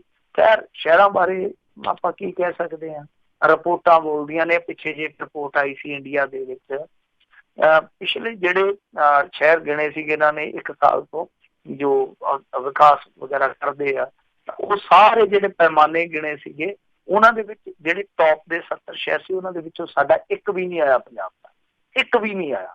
ਪ੍ਰਦੂਸ਼ਿਤ ਸ਼ਹਿਰਾਂ ਦੀ ਲਿਸਟ ਚੁੱਕੋਗੇ ਤੇ 3-4 ਟੌਪ ਦੇ ਜਿਹੜੇ ਆ ਸਾਡੇ ਪੰਜਾਬ ਦੇ ਆ, ਜੋ ਟੌਪ ਦੀ ਤੁਸੀਂ ਕੈਟਾਗਰੀ ਦੇਖੋਗੇ ਤਾਂ ਇੱਥੋਂ ਅੰਦਾਜ਼ਾ ਲੱਗ ਸਕਦਾ ਕਿ ਅਸੀਂ ਕਿੰਨੇ ਪਛੜੇ ਹੋਏ ਆ। ਇੱਥੋਂ ਤੱਕ ਕਿ ਅੰਮ੍ਰਿਤਸਰ ਵਰਗਾ ਸ਼ਹਿਰ ਹੈ ਜਿਹੜਾ ਉਹ ਵੀ ਪ੍ਰਦੂਸ਼ਿਤ ਸ਼ਹਿਰਾਂ ਦੀ ਸੂਚੀ 'ਚ ਆ ਜਾਂਦਾ। ਮੁਕਤਸਰ ਵਰਗਾ ਸ਼ਹਿਰ ਹੈ ਜਿਹੜਾ ਉਹ ਵੀ ਪ੍ਰਦੂਸ਼ਿਤ ਸ਼ਹਿਰਾਂ ਦੀ ਸੂਚੀ 'ਤੇ ਆ ਜਾਂਦਾ। ਤਾਂ ਕਹਿਣ ਦਾ ਭਾਵ ਇਹ ਕਿ ਪਿੰਡਾਂ ਦੀ ਤੇ ਗੱਲ ਹੀ ਛੱਡੋ, ਪਿੰਡਾਂ ਦਾ ਮੈਂ ਤੁਹਾਨੂੰ ਜਿਵੇਂ ਕਿਹਾ ਕਿ ਸਾਨੂੰ 40 ਸਾਲ ਹੋ ਗਏ ਏਦਾਂ ਹੀ ਦੇਖਦੇ ਹਾਂ ਕੰਮ ਚੱਲੀ ਜਾਂਦਾ, ਤਾਂ ਸ਼ਹਿਰਾਂ ਦਾ ਵੀ ਬੁਰਾ ਹਾਲ ਆ। ਕੀ ਇਹ 300 ਕਰੋੜ ਰੁਪਈਆ ਜਿਹੜਾ ਸਿਰਫ ਵੋਟਾਂ ਬਟੋਰਨ ਵਾਸਤੇ ਹੈ ਜਾਂ ਸੱਚਮੁੱਚ ਸ਼ਹਿਰਾਂ ਦਾ ਵਿਕਾਸ ਕਰਨ ਵਾਸਤੇ ਹੈ? ਜੇ ਸੱਚਮੁੱਚ ਸ਼ਹਿਰਾਂ ਦਾ ਵਿਕਾਸ ਕਰਨਾ ਤਾਂ ਮੇਰੇ ਖਿਆਲ ਦੇ ਨਾਲ ਸਭ ਤੋਂ ਜ਼ਰੂਰੀ ਇਹ ਆ ਕਿ ਜਿਹੜੀ ਸੀਵਰਾਂ ਦੀ ਸਫਾਈ ਕਰਦੇ ਆ ਸੀਵਰਮੈਨ, ਇਹਨਾਂ ਤੋਂ ਸਭ ਤੋਂ ਪਹਿਲਾਂ ਨਿਜਾਤ ਦਿਵਾਉਣੀ ਚਾਹੀਦੀ ਆ, ਕਿਉਂਕਿ ਮੈਨੂਅਲੀ ਜਿਹੜੀ ਇਹ ਸਫਾਈ ਹੈ ਸੁਪਰੀਮ ਕੋਰਟ ਨੇ ਵੀ ਰੋਕੀ ਹੋਈ ਆ। ਪਹਿਲਾਂ ਤੇ ਇੱਥੇ ਮਸ਼ੀਨਾਂ ਦਾ ਪ੍ਰਬੰਧ ਕਰਨਾ ਚਾਹੀਦਾ। ਜੇ ਇੱਥੋਂ ਸ਼ੁਰੂਆਤ ਕਰਦੇ ਆ ਤਾਂ ਮੇਰੇ ਖਿਆਲ ਦੇ ਨਾਲ ਆਪਾਂ ਮੰਨਾਂਗੇ ਕਿ ਵਾਕਈ ਇਹ ਸੁਹਿਰਦਤਾ ਦੇ ਨਾਲ ਕੰਮ ਕਰਨਾ ਚਾਹੁੰਦੇ ਆ। ਜੀ ਜੀ ਜੀ। ਅਗਲੀ ਖਬਰ ਤੇ ਨਜ਼ਰ ਮਾਰਦੇ, ਅਕਾਲੀ ਭਾਜਪਾ ਵਿੱਚ ਨਹੀਂ ਹੋਵੇਗੀ ਟਿਕਟਾਂ ਦੀ ਅਦਲਾ ਬਦਲੀ। ਦੇਖੋ, ਇਹ ਕਈ ਦਿਨ ਤੋਂ ਚਰਚਾ ਚੱਲਦੀ ਸੀਗੀ ਕਿ ਇਹ ਟਿਕਟਾਂ ਦੀ ਅਦਲਾ ਬਦਲੀ ਕਰ ਸਕਦੇ ਆ। ਪਹਿਲਾਂ ਸੁਖਬੀਰ ਬਾਦਲ ਨੇ ਗੱਲ ਕਹੀ ਸੀਗੀ ਕਿ ਟਿਕਟਾਂ ਦੀ ਅਦਲਾ ਬਦਲੀ ਜਿਹੜੀ ਹੋ ਸਕਦੀ ਹੈ, ਪਰ ਬਾਅਦ ਦੇ ਵਿੱਚ ਉਹਨਾਂ ਦਾ ਬਿਆਨ ਆ ਗਿਆ ਸੀ ਭਾਰਤੀ ਜਨਤਾ ਪਾਰਟੀ ਵਾਲਿਆਂ ਦਾ ਕਿ ਟਿਕਟਾਂ ਦੀ ਅਦਲਾ ਬਦਲੀ ਨਹੀਂ ਹੋਊਗੀ। ਪਰ ਫਿਰ ਇੱਕ ਚਰਚਾ ਚੱਲ ਪਿਆ ਕਿ ਨਹੀਂ ਹੋ ਸਕਦੀ ਹੈ, ਕਿਉਂਕਿ ਅਕਾਲੀ ਦਲ ਚਾਹੁੰਦਾ ਕਿ ਅੰਮ੍ਰਿਤਸਰ ਦੀ ਜਿਹੜੀ ਸੀਟ ਹੈ, ਕਿਉਂਕਿ ਦੇਖੋ 10-3 ਦੀ ਰੇਸ਼ੋ ਨਾਲ ਇਹ ਟਿਕਟਾਂ ਦੀ ਵੰਡ ਕਰਦੇ ਆ। 3 ਭਾਰਤੀ ਜਨਤਾ ਪਾਰਟੀ ਕੋਲ ਟਿਕਟਾਂ ਆਉਂਦੀਆਂ, ਇੱਕ ਤੇ ਅੰਮ੍ਰਿਤਸਰ ਵਾਲੀ, ਦੂਸਰੀ ਹੁਸ਼ਿਆਰਪੁਰ ਵਾਲੀ, ਤੀਸਰੀ ਗੁਰਦਾਸਪੁਰ ਵਾਲੀ, ਤੇ ਬਾਕੀ 10 ਇਹਨਾਂ ਦੇ ਕੋਲ ਰਹਿੰਦੀਆਂ ਨੇ। ਤਾਂ ਅੰਮ੍ਰਿਤਸਰ ਵਾਲੀ ਟਿਕਟ ਦਾ ਕਿਤੇ ਨਾ ਕਿਤੇ ਅਕਾਲੀਆਂ ਨੂੰ ਮਲਾਲ ਸੀਗਾ ਕਿ ਸਾਡੇ ਕੋਲ ਆਉਣੀ ਚਾਹੀਦੀ ਹੈ, ਕਿਉਂਕਿ ਅੰਮ੍ਰਿਤਸਰ ਨੂੰ ਸਿੱਖਾਂ ਦੀ ਰਾਜਧਾਨੀ ਗਿਣਿਆ ਜਾਂਦਾ। ਤਾਂ ਇਹੀ ਚਰਚਾ ਸੀਗੀ ਕਿ ਸ਼ਾਇਦ ਅਦਲਾ ਬਦਲੀ ਹੋ ਸਕਦੀ ਹੈ ਕਿ ਲੁਧਿਆਣੇ ਦੀ ਟਿਕਟ ਜਿਹੜੀ ਆ ਉਹ ਭਾਰਤੀ ਜਨਤਾ ਪਾਰਟੀ ਕੋਲੇ ਚੱਲ ਜਾਵੇ, ਕਿਉਂਕਿ ਲੁਧਿਆਣੇ ਦੇ ਵਿੱਚ ਹਿੰਦੂ ਵੋਟ ਬੈਂਕ ਜਿਹੜਾ ਕਾਫੀ ਵੱਡੀ ਤਾਦਾਦ ਦੇ ਵਿੱਚ ਹੈ। ਤਾਂ ਐਤਕੀ ਇਹ ਸੰਭਾਵਨਾ ਸੀ ਕਿ ਸ਼ਾਇਦ ਕੁਛ ਰੱਦੋ ਬਦਲ ਹੋਏਗਾ, ਕੁਛ ਅਦਲਾ ਬਦਲੀ ਹੋਊਗੀ। ਪਰ ਜਿਹੜੇ ਇਹਨਾਂ ਦੇ ਸੰਗਠਨ ਦੇ ਮਹਾਮੰਤਰੀ ਰਾਮ ਲਾਲ, ਉਹਨਾਂ ਨੇ ਇਹਨਾਂ ਅਟਕਲਾਂ ਤੇ ਬ੍ਰੇਕ ਲਾ ਦਿੱਤੀ। ਉਹ ਕਹਿੰਦੇ ਕਿ ਇਸ ਤਰ੍ਹਾਂ ਦੀ ਕੋਈ ਅਦਲਾ ਬਦਲੀ ਨਹੀਂ ਹੋਊ। ਤਾਂ ਕਹਿੰਦਾ ਭਾਵ ਇਹੋ ਆ 10-3 ਦੀ ਰੇਸ਼ੋ ਰਹੂਗੀ ਤੇ ਰਵਾਇਤੀ ਢੰਗ ਦੇ ਨਾਲ ਹੀ ਟਿਕਟਾਂ ਦੀ ਵੰਡ ਹੋਊਗੀ। ਪਰ ਇੱਕ ਚੀਜ਼ ਜਿਹੜੀ ਆਪਾਂ ਦੇਖੀਏ ਉਹ ਬੜੀ ਦਿਲਚਸਪ ਦੀ ਨਜ਼ਰ ਆਉਂਦੀ ਹੈ ਇਸ ਸਮੇਂ, ਜੋ ਅਕਾਲੀ ਭਾਜਪਾ ਦਾ ਰਿਸ਼ਤਾ।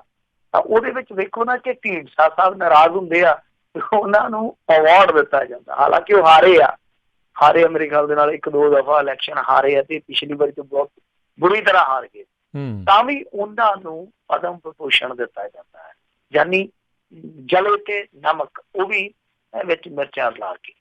ਔਰ ਕਿਹਦੇ, ਉਹ ਆਪਾਂ ਨੂੰ ਪਤਾ ਹੀ ਆ। ਫਿਰ HS ਫੂਲਕਾ ਜਿਹੜਾ ਕਹਿੰਦਾ ਕਿ ਇਹਨਾਂ ਦੇ ਗਲਬੇ ਵਾਲੀ SDPC ਮੁਕਤ ਕਰਵਾਉਣੀ ਹੈ, ਫਿਰ ਉਹਨੂੰ ਅਵਾਰਡ। ਔਰ ਕਮਾਲ ਦੀ ਗੱਲ ਇਹ ਹੈ ਕਿ ਜਿਹੜੇ ਪਿਛਲੀ ਵਾਰੀ ਧਰਨੇ ਤੁਰਨੇ ਲਾ ਕੇ ਇਹ ਰਾਜਨੀਤੀ ਕਰਦੇ ਪਏ ਸੀ ਸ਼੍ਰੋਮਣੀ ਅਕਾਲੀ ਦਲ ਬਾਦਲ ਵਾਲੇ, ਤਾਂ ਉਹਨਾਂ ਤੋਂ ਵੀ ਦੂਰੀ ਬਣਾ ਕੇ ਚੱਲ ਰਹੀ ਸੀ ਭਾਜਪਾ, ਆਪਾਂ ਦੇਖਿਆ ਹੋਏਗਾ। ਤਾਂ ਤੀਜੀ ਚੀਜ਼ ਜਿਹੜੀ ਆ ਕਿ ਦੇਖੋ ਬੇਅਦਬੀਆਂ ਦੇ ਮਾਮਲੇ ਦੇ ਵਿੱਚ ਵੀ ਭਾਜਪਾ ਖੁੱਲ ਕੇ ਕੁਛ ਨਹੀਂ ਬੋਲ ਰਹੀ, ਖੁੱਲ ਕੇ ਸਾਥ ਨਹੀਂ ਦੇ ਰਹੀ ਅਕਾਲੀ ਦਲ ਦਾ। ਤਾਂ ਇੱਥੋਂ ਲੱਗਦਾ ਆ ਕਿ ਸ਼ਾਇਦ ਭਾਜਪਾ ਜਿਹੜੀ ਉਹ ਇਸ ਰਿਸ਼ਤੇ ਦਾ ਹੁਣ ਬੋਝ ਮਹਿਸੂਸ ਕਰਨ ਲੱਗੀ ਆ ਤੇ ਆਪਣੇ ਹਿਸਾਬ ਨਾਲ ਉਹ ਹੁਣ ਆਪਣਾ ਰਸਤਾ ਜਿਹੜਾ ਤਿਆਰ ਕਰਨ ਦੇ ਮੂਡ ਦੇ ਵਿੱਚ ਆ। ਤਾਂ ਰਸਤਾ ਉਹ ਤੁਹਾਨੂੰ ਮੈਂ ਜਿਵੇਂ ਕਿਹਾ ਕਿ ਅਵਾਰਡ ਦੀ ਚਾਹੇ ਵੰਡ ਹੋਵੇ, ਚਾਹੇ ਕੁਝ ਸਿੱਖ ਚਿਹਰੇ ਜਿਹੜੇ ਉਹਨਾਂ ਦੀ ਤਲਾਸ਼ ਹੋਵੇ। ਤਾਂ ਲੱਗਦਾ ਉਹ ਆ ਕਿ ਸ਼੍ਰੋਮਣੀ ਅਕਾਲੀ ਦਲ ਤੇ ਭਾਰਤੀ ਜਨਤਾ ਪਾਰਟੀ ਦਾ ਜਿਹੜਾ ਉਹ ਮੀਆਂ ਬੀਵੀ ਵਾਲਾ ਰਿਸ਼ਤਾ ਕਹਿੰਦੇ ਹੁੰਦੇ ਆ ਨਾ ਬਾਦਲ ਸਾਹਿਬ, ਕਿ ਉਹ ਦੇਖਣ ਨੂੰ ਤਾਂ ਠੀਕ ਆ, ਪਰ ਵਿੱਚ ਵਿਚਾਲੇ ਕਿਤੇ ਨਾ ਕਿਤੇ ਕੈਂਸ ਹੈਗੀ ਆ। ਜੀ ਜੀ। ਅਗਲੀ ਗੱਲ ਕਰਦੇ ਹਾਂ, ਕਹਿੰਦੇ ਪੁਲਿਸ ਦੀ ਅਨਹਿਲੀਅਤ ਕਰਕੇ 1.25 ਲੱਖ ਨਸ਼ੀਲੀਆਂ ਗੋਲੀਆਂ ਵਾਲਾ ਤਸਕਰ ਬਚ ਨਿਕਲਿਆ। ਦੇਖੋ ਕਮਾਲ ਦੀ ਗੱਲ ਤੇ ਇਹ ਆ ਕਿ ਪੁਲਿਸ ਏਡੀ ਜ਼ਿਆਦਾ ਨਕੰਮੀ ਹੈ ਕਿ ਉਹਨੂੰ ਇਹ ਨਹੀਂ ਪਤਾ ਕਿ ਕਾਨੂੰਨ ਕਾਇਦਾ ਕੀ ਆ, ਔਰ ਉਸੇ ਚੀਜ਼ ਦਾ ਫਾਇਦਾ ਜਿਹੜਾ ਉਹ ਮੁਲਜ਼ਮ ਚੁੱਕ ਜਾਂਦਾ, ਕਿਉਂਕਿ ਉਹਨਾਂ ਨੂੰ ਪਤਾ, ਉਹਨਾਂ ਦੇ ਵਕੀਲ ਨੂੰ ਪਤਾ ਕਿ ਆਹ ਜਿਹੜਾ ਲੂਜ਼ ਪੁਆਇੰਟ ਹੈ ਪੁਲਿਸ ਦਾ। ਹੁਣ ਹੋਇਆ ਕਿ 1.25 ਲੱਖ ਨਸ਼ੀਲੀ ਗੋਲੀ ਫੜੀ ਗਈ ਬੰਦੇ ਕੋਲੋਂ। ਹੁਣ ਜਿਹੜਾ ਬੰਦਾ ਉਹ ਬਰੀ ਹੋਇਆ, ਬਰੀ ਇਸ ਬਿਨਾਂ ਤੇ ਹੋ ਗਿਆ ਕਿਉਂਕਿ ਜਿਹੜਾ ਬੰਦਾ ਉਹਨੂੰ ਫੜ ਰਿਹਾ ਸੀਗਾ, ਜਿਹੜਾ ਅਫਸਰ ਬਣਾਇਆ ਜਿਹਨੂੰ ਆਪਾਂ IO ਕਹਿ ਦਿੰਦੇ ਆ, ਉਹ ਇਹਨਾਂ ਨੇ ਬਣਾਇਆ ਲੋਕਲ ਰੈਂਕ ਵਾਲਾ। ਲੋਕਲ ਰੈਂਕ ਕੀ ਹੁੰਦਾ ਕਿ ਦੇਖੋ 2 ਤਰੀਕਿਆਂ ਨਾਲ ਪ੍ਰਮੋਸ਼ਨ ਮਿਲਦੀ ਹੈ। ਇੱਕ ਹੁੰਦੀ ਹੈ ਜਿਹੜੀ ਵਿਭਾਗੀ ਪੱਧਰ ਤੇ ਪ੍ਰਮੋਸ਼ਨ ਹੋ ਜਾਂਦੀ ਹੈ, ਦੂਜਾ ਹੁੰਦਾ ਕਿ ਕਿਸੇ ਦਾ ਕੰਮਕਾਰ ਵੇਖ ਕੇ ਸਥਾਨਕ ਪੱਧਰ ਤੇ ਉਹਨੂੰ ਲੋਕਲ ਰੈਂਕ ਦੇ ਦਿੱਤਾ ਜਾਂਦਾ। ਜਦੋਂ ਲੋਕਲ ਰੈਂਕ ਮਿਲਦਾ ਤਾਂ ਉਹਦਾ ਬੇਸ਼ੱਕ ਵੱਧ ਜਾਂਦਾ, ਪਰ ਜਿਹੜੀਆਂ ਆਫੀਸ਼ੀਅਲੀ ਪਾਵਰਸ ਹੁੰਦੀਆਂ, ਜੋ ਤਾਕਤਾਂ ਹੁੰਦੀਆਂ, ਉਹ ਨਹੀਂ ਵੱਧਦੀਆਂ। ਤਾਂ ਇਸ NDPS ਐਕਟ ਦੇ ਵਿੱਚ ਇੱਕ ਪ੍ਰਬੰਧ ਆ ਕਿ ਕੋਈ ਵੀ IO ਹੈ ਜਿਹੜਾ ਉਹ ਲੋਕਲ ਰੈਂਕ ਵਾਲਾ ਨਹੀਂ ਹੋ ਸਕਦਾ। ਮਤਲਬ ਜਿਹੜਾ ਵਿਭਾਗੀ ਪੱਧਰ ਤੇ ਜਿਹੜਾ ਪੱਕੇ ਰੈਂਕ ਵਾਲਾ ਉਹੀ ਤਫਤੀਸ਼ੀ ਹੋ ਸਕਦਾ ਹੈ। ਤਾਂ ਇਹਨਾਂ ਦਾ ਜਿਹੜਾ ਤਫਤੀਸ਼ੀ ਸੀ ਉਹ ਲੋਕਲ ਰੈਂਕ ਵਾਲਾ, ਪਤਾ ਨਹੀਂ ਬਣਿਆ ਆਪ ਆ ਕਿ ਜਾਂ ਬਣਾਇਆ ਗਿਆ, ਪਰ ਜੋ ਮਰਜ਼ੀ ਆ ਤੇ ਐਡੀ ਵੱਡੀ ਰਿਕਵਰੀ ਜਿਹੜੀ ਆ ਉਹ ਇੱਥੇ ਆ ਕੇ ਮਾਰ ਖਾ ਗਈ ਕਿਉਂਕਿ ਲੋਕਲ ਰੈਂਕ ਵਾਲਾ ਜਿਹੜਾ ਉਹ ਤਫਤੀਸ਼ੀ ਨਿਕਲਿਆ। ਜੀ ਜੀ ਜੀ। ਤੇ ਮਿੰਟੂ ਜੀ ਬਹੁਤ ਬਹੁਤ ਤੁਹਾਡਾ ਧੰਨਵਾਦ ਕਰਦੇ ਹਾਂ, ਤੁਸੀਂ ਸਾਡੇ ਨਾਲ ਜੁੜੇ, ਇਹਨਾਂ ਖਬਰਾਂ ਬਾਰੇ ਜਾਣਕਾਰੀ ਦਿੱਤੀਆਂ। ਅਗਲੀ ਵਾਰ ਤੱਕ ਲਈ ਬੜੀ ਮਿਹਰਬਾਨੀ, ਪਿਆਰ ਭਰੀ ਸਤਿ ਸ੍ਰੀ ਅਕਾਲ ਜੀ। ਸਤਿ ਸ੍ਰੀ ਅਕਾਲ ਜੀ। ਤੇ ਦੋਸਤੋ ਅੱਜ ਦਾ ਪ੍ਰੋਗਰਾਮ ਸਮਾਪਤ ਹੈ, ਮਿਲਾਂਗੇ ਅਗਲੀ ਵਾਰ। ਪਿਆਰ ਭਰੀ ਸਤਿ ਸ੍ਰੀ ਅਕਾਲ ਜੀ। ਉਹਦੇ ਵਾਸਤੇ ਰਹੋ, ਹੱਸਦੇ ਖੇਲਦੇ ਰਹੋ, ਸੁਣਦੇ ਰਹੋ ਪੰਜਾਬੀ ਰੇਡੀਓ USA।